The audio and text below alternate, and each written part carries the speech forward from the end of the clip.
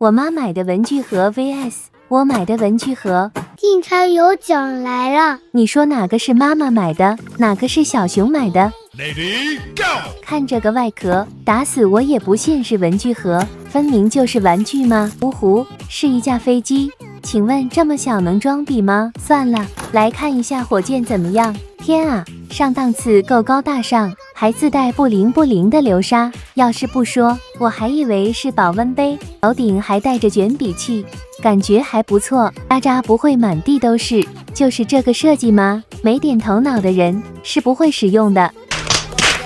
麻烦大家点个赞，看我变魔术吧！橡皮擦一个，卷笔刀一枚，不要眨眼，精彩还在后续。卡通卷尺，方便收纳又好用，拍一拍就能当手环，背面刻度也很清晰。我第一次见到文具盒竟然藏着订书机 Nice！ 请大家准备好，我要带你们飞上天啦！